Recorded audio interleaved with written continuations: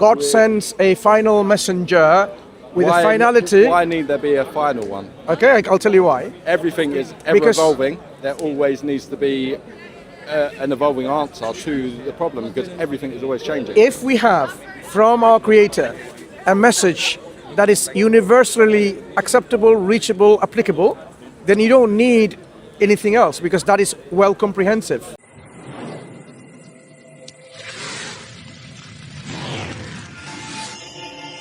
Societies throughout the world, but even I respect the Native American culture, where they respect, the Creator as there's not necessarily a certain name for it, which is gonna. Allah is just as good as a name as any other name, I would say. But do you know how Islam reconciles the differences of religion that exist today? Why are there so many different religions? If I ask you, how would you explain the differences of religion if God is one? Because God is one, yes, but humanity, we interpret our world through our minds, which see the world in divisive aspects, really. I mean, we see the world in terms of a division between, black and white, good and bad, all of these kind of opposites, and we divide ourselves along that. For me, I would love to see united humanity, where we all respect God in our own ways, and yet respect each other in the same way as well. And so why has there become religions which contradict each other about the very concept of God? Because, my personal opinion, at least from what I've seen, we get lost in the politics of it and all I've seen in every religion, they teach goodness, to be a good human being. As long as we're a good human being. The commonality exists, yeah. Yeah, if we have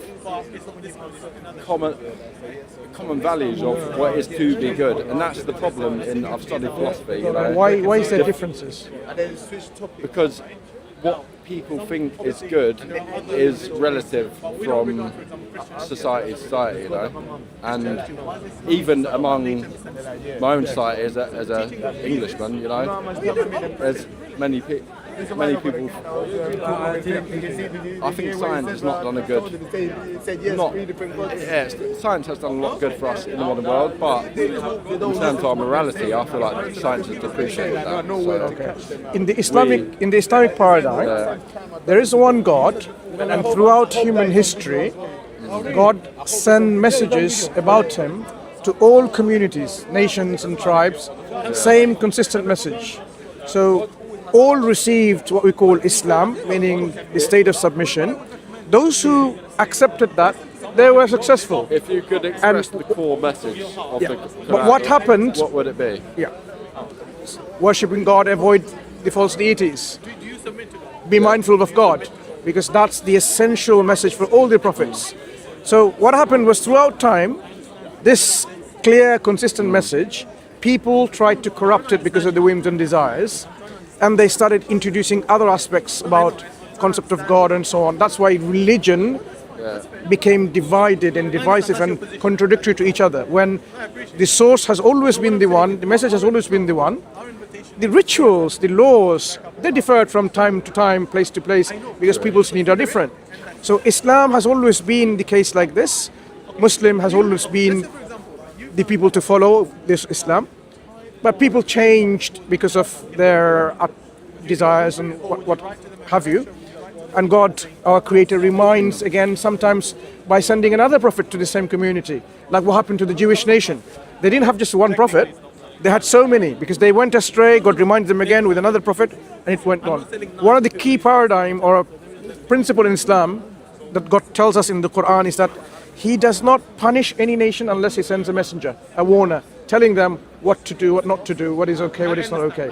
And every nation had a messenger. From my perspective, when, we're not harmed by God, we're harmed by what we do to ourselves, by ignorance, really. Yes. By lack of understanding of how our behaviour impacts other people around us. Correct. And it's lack of what we really need to see is a big community among not just Muslims, but every religion, every different culture and tradition. Not needs just human to- beings, other that human creation, beings is what we are animals, at and the end of the everyone. day. So, Yeah. so I fully agree with your understanding and sentiment. This is what Islam says. We are responsible for the well-being of everyone, whether people agree with you or disagree with you. Well-being about on the environment, other animals, and so on. You can't just pollute the air, pollute the land and the sea. It's not something that Islam endorses or accepts. No. Yeah. So when our friend earlier asked you like, why aren't you Muslim? It's just saying like, God has been sending prophets and messengers throughout, and the final messenger has come with the finality of this message, Islam.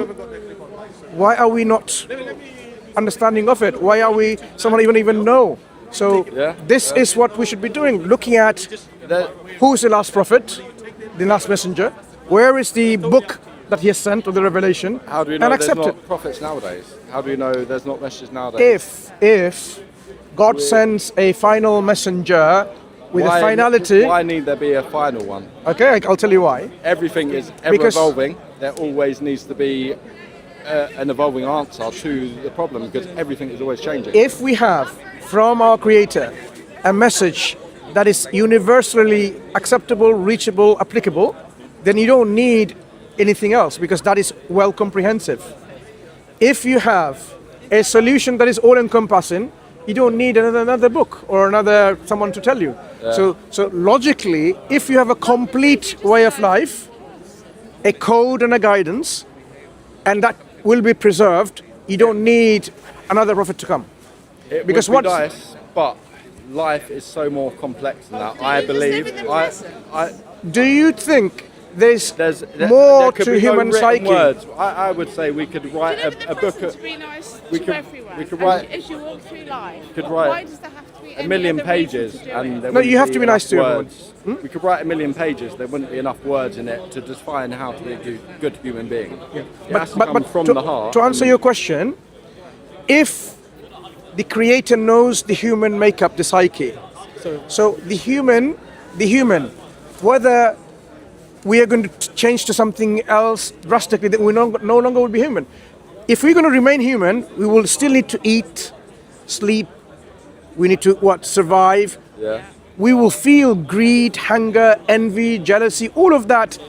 The good and the bad characteristics will be there. What Islam has done, it really addresses the human psyche. So doesn't matter if you're 1 million years later, it will still address your problem. Why are you living off the land, may I ask? Sorry. Why are you wearing plastic and everything? Yeah, like why are you living off the land? Pure beliefs and like.